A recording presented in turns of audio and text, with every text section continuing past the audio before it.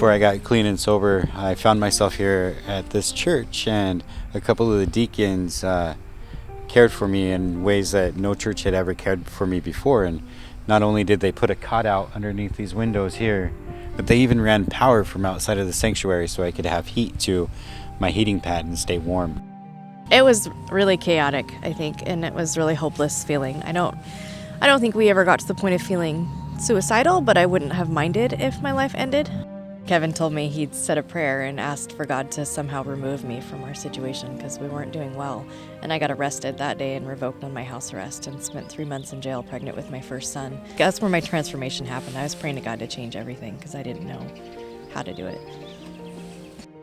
It took me about a good month after her being incarcerated for me to really decide that I needed to get clean.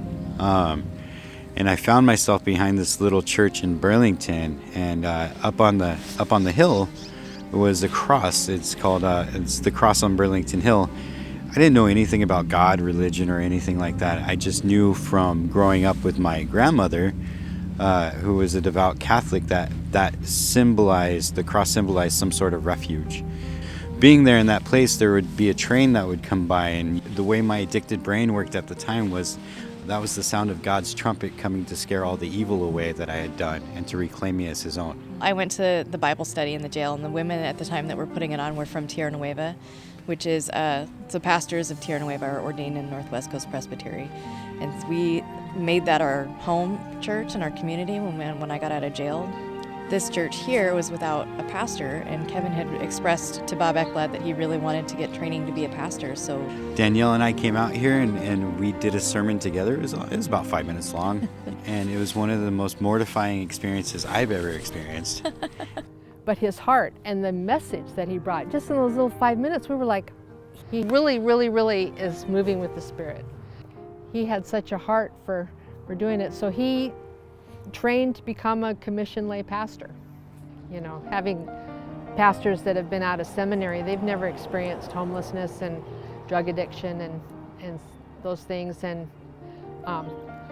so a lot of the scriptures that we've heard over and over and over all of a sudden had a new light to them because they were told from a different viewpoint.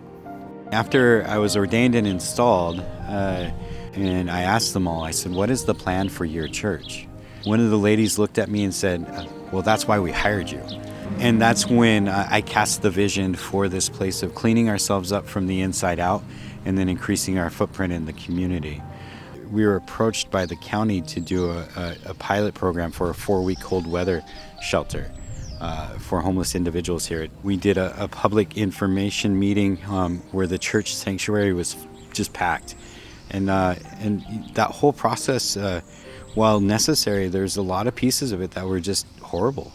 we've been hated for a lot of things before, and if we're going to be hated now or criticized now for helping people, I'm okay with that. And there was an opportunity to join a group of partners to apply for a federal grant to bring medically assisted drug treatment to rural areas.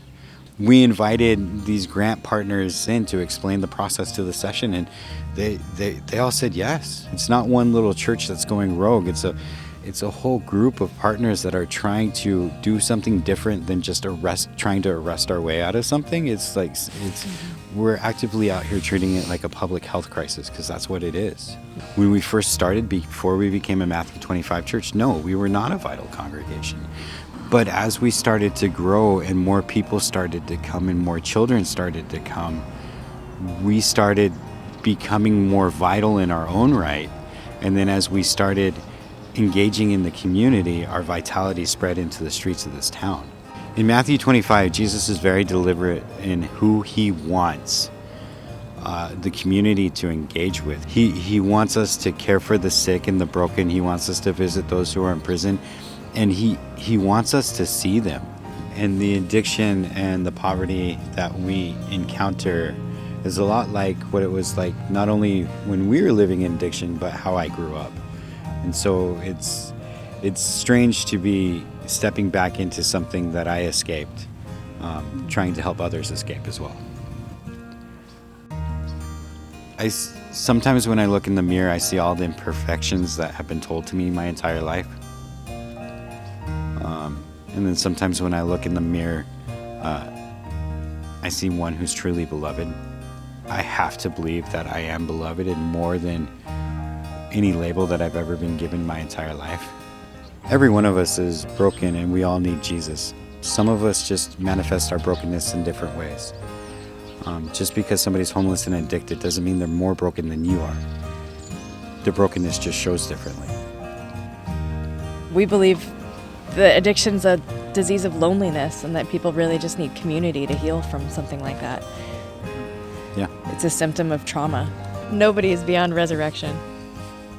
If it can happen to us, it can be anybody. Yeah.